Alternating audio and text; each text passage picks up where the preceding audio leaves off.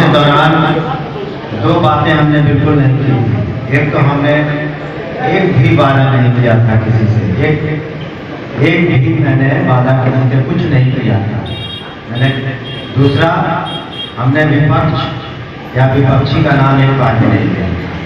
मैंने सिर्फ नई चुनाव के दौरान कहा था, चुनावी सभाओं में हमने कम से कम हमें याद है मेरे तरीके से कि अगर आपको हम पर यकीन हो, विश्वास हो, ये देखते हुए कि मेरे पिताजी ने क्या किया, भाई ने क्या किया, हमने अपने सर्विस काल में क्या किया, तो आप अपना बहुमूल्य मत दें। उसके बाद हमें मुझे करना होगा, आप देखिए।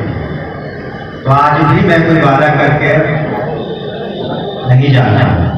मैं इतना ही कहना चाहता हूँ कि मुझसे जो भी क्षेत्र हो, आपने बात उठाई भ्रष्टाचार की, विकास की, जन समस्याओं की, व्यक्तिगत समस्याओं की, मैं इतना ही कहना चाहता हूँ कि मुझसे जो कुछ भी मन पड़ेगा मैं पूरी ईमानदारी से कोशिश करूँगा इन समस्याओं का निदान करूँ। इससे ज़्यादा मैंने कभी अपने यहाँ वादा किया, न भविष्य में वादा करूँगा। मैंने कभी नहीं कहा, मैं कहूँगा कि यहाँ ताजमहल बनवा दूँगा, यहाँ आपकी सड़कें ऐसी हो जाएंगी कि उस पर हवाई जहाज उतर जाए। ऐसे कोई वादा मैं नहीं करना चाहता। हाँ, लेकिन लोगों से जुड़ी कुछ समस्याओं को चुनाव के दौरान, उसके पूर्व भी हमें कुछ किया था। कई जिलों में काम करने का मौका मिला और नजदीक से हमने जन समस्याओं को देखा।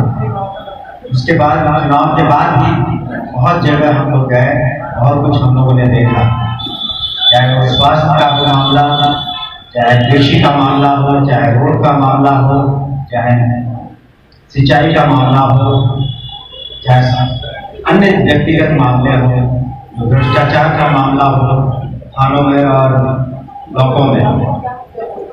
इस सब से मैं काफी हद तक रूबरू हूँ। और जहाँ तक भ्रष्टाचार का पहले मुद्दा अगर हम उठाते हैं, एक बात समझ लें कि जो भ्रष्टाचार की आप बात कर रहे हैं, तो पैसा देने वाला, पैसा लेने वाला दोनों दोषी होता है। तो आप कहीं कोई अगर गलत को डिमांड करता तो पहले तो आप उसे गलत काम में आप भागी मत बनो। अगर विशेष समस्या है तो अपने पार्टी के अध्यक्ष को, जो ब्लॉक के अध्यक्ष है, या हमें भेजें।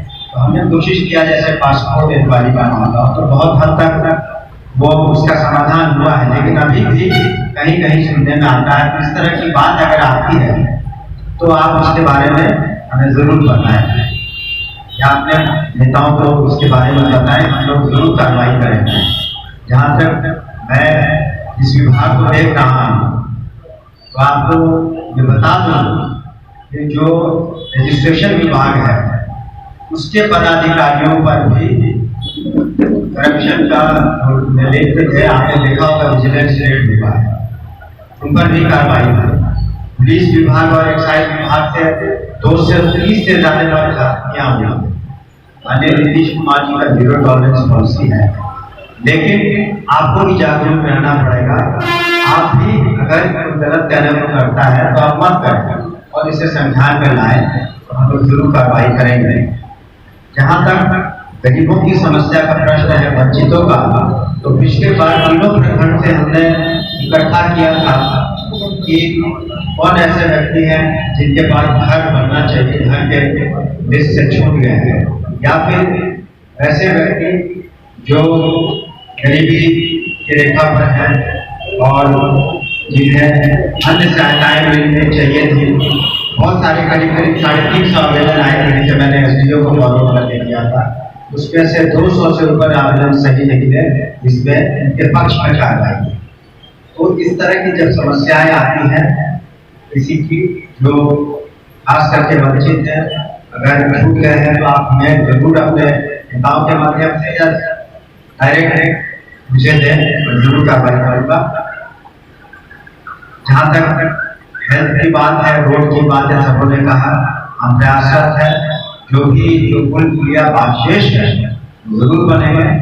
विभाग से टच में हूँ, और जैसे वहाँ फंड आएगा, जो भी पुलों का नाम लिया जाना, विशेषकर बिहार हो गया, और जो पुल यहाँ पर जरूरी है, चितौना है, और भी जितने पुल हैं जरूर बनेगा, उसमें थोड़ा वक्त लगेगा। कटिया बाईपास का तो काम शुरू होने वाला है, टेंडर भी अवार्ड हो गया, कटिया बाईपास शुरू होगा। लेकिन 2-3 बातें और हम कहना चाहेंगे कि जो भी आप हमें फोन करते हैं, यहाँ पर देखिए जमीन समस्याएं बहुत है। जमीन संबंधी सबसे ज्यादा अगर 70-75% समस्याएं हैं तो जमीन से संबंधित हैं। और जमीन की समस्या का न तो एनडीए के किसी नेता के पास यहाँ की पंचायती में कोई विश्वास रखता नहीं, जो मैंने देखा। तो आप पिटीशन दे, हम लोग का कर्तव्य है कि एसडीओ को, सीओ को कह सकते हैं कि आपकी बातों को सुने, अगर नहीं जानते अगर पक्ष ले करें। लेकिन आप अगर समझेंगे कि इसमें कोई भाजपा का या जदयू का नेता निर्णय ले ले आपके पक्ष में, तो ये संभव नहीं हो पाता। और सबसे ज्यादा यहाँ की समस्या है जमीन की समस्या है। तो आप जब भी हमें जमीन संबंधी मामलों में अगर आप कहते हैं कुछ भी, या पुलिस का जो केसेस है उसके संबंध में आप पिटीशन दें, पिटीशन के फॉर्म में मैं कई बार देखता हूँ FIR की कॉपी व्हाट्सएप पर आ जाती है, कई बार देखता हूँ कि जमीन की रसीद आ जाती है। तो वो न करके आप निश्चित रूप से कोई पिटीशन का फॉर्म दें, सीओ को लिखें या एसडीओ को लिखें या डीएम को। कई लोगों ने लिखा है डीएम साहब से, एसडीओ साहब से, सीओ साहब से, बहुत लोगों का अपॉइंटमेंट भी करवाया है, लोग मिले भी। इसी तरह से क्रिमिनल केसेस में एसपी डीएसपी से भी अपॉइंटमेंट कराया है, मिले भी। तो पिटीशन का फॉर्म दे करके आप बताएं मैं अपॉइंटमेंट करा दूंगा। लेकिन जो मैटर कोर्ट में है उसका समाधान पदाधिकारियों के पास भी नहीं होता। नहर की बात आपने कही, सिंचाई की, और जो कृषि संबंधी हमारा क्षेत्र है उस पर सबसे ज्यादा ध्यान होना चाहिए, आपने सही कहा। और कृषि संबंधी उर्वरक हो या अभी बिल्कुल सुधार की स्थिति है, मैंने डीएम साहब से और जो डिस्ट्रिक्ट में आपदा प्रबंधन पदाधिकारी है उनको भी कहा है कि जो भी डीजल का अनुदान की मांग करें उनको दें। दूसरा, अगर क्षेत्र सूखा पड़ता है या सुखाड़ घोषित होता है तो उनकी जो भी देय है उनको समय मिलना चाहिए। तो इस तरह की बात आती है तो आप जरूर हमें जो कुछ भी बन पड़ेगा हम जरूर करेंगे। और अन्य जो कृषि से संबंधित समस्याएं हैं वो हम भरपूर प्रयास करेंगे, क्यों कृषि अर्थ में अनुदान नहीं मिल रहे हैं। लेकिन जरूर हम कहेंगे कि पर्यावरण में जरूर वृक्ष लगाने की कोशिश करें, इस पर जरूर ध्यान दें। हम लोगों ने अभी मनरेगा के तहत करीब 4 पोखर का भोरे में, 2 कटिया में और 2 विजयपुर ब्लॉक में सौंदर्यीकरण इत्यादि के लिए हम लोगों ने चर्चा की है। उम्मीद है मनरेगा के तहत हम चाहते हैं कि उन घाटों का सौंदर्यीकरण हो जाए ताकि छठ के समय उसका इस्तेमाल भी सही मायने में हो सके। हम लगे हुए कि इसी तरह से 10 बीघा जमीन मिल जाए तो ग्रिड की स्थापना हो सके। हम इसमें भी लगे हुए हैं कि कैसे यहाँ पर अपने क्षेत्र में एक स्टेडियम बने, उसकी जमीन की खोज हो रही है, इसके बारे में हमने बात किया, खेलकूद के बारे में।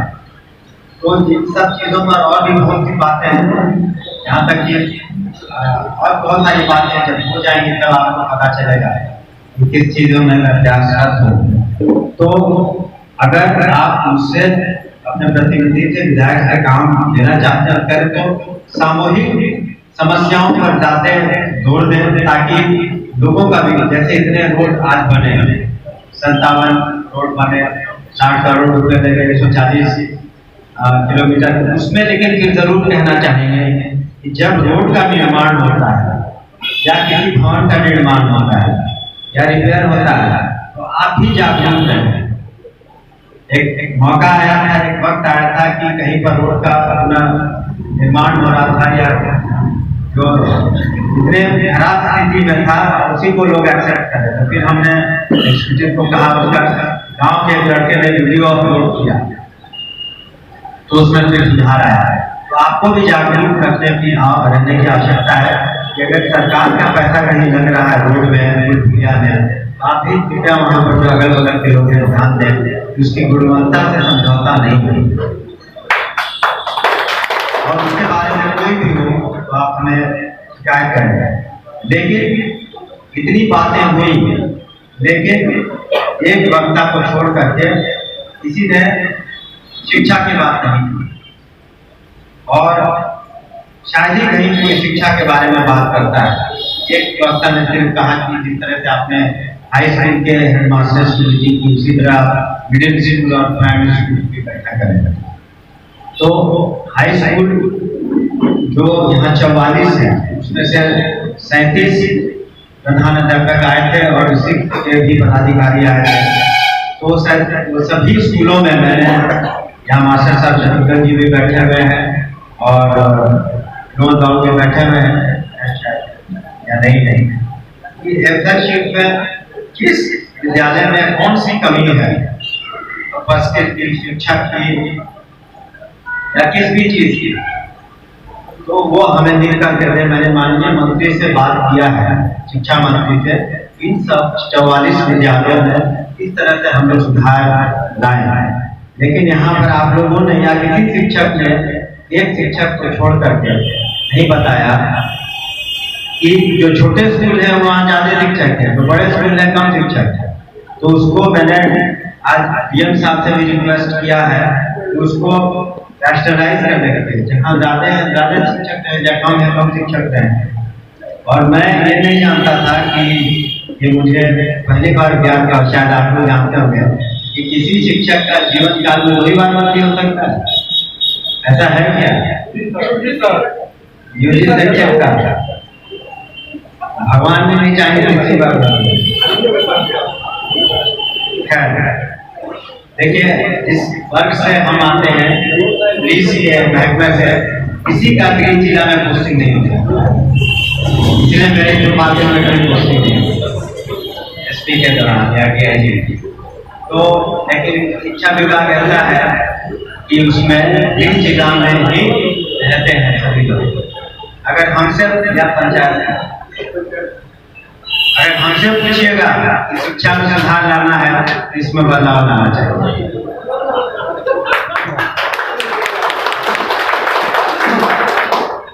देखिए, अन्यथा मत कोई लेगा, मैं अपनी बात की बात कर रहा हूँ, जो मैं राजनीति के तौर पर नहीं कह रहा हूँ। वहाँ राजनीति ज्यादा हो रही है, शिक्षा में पढ़ाई कम हो रही है और इसका खामियाजा जो है बच्चे अब भुगत रहे हैं।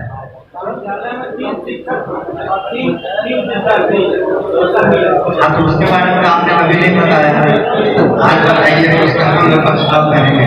तो मेरा आपसे विनम्र आग्रह हाथ जोड़ के कि शिक्षा पर भी अपने क्षेत्र में कृपया ध्यान दीजिए, क्योंकि आने वाली पीढ़ी को शिक्षित होना, हमसे बेहतर शिक्षित होना ज्यादा जरूरी है।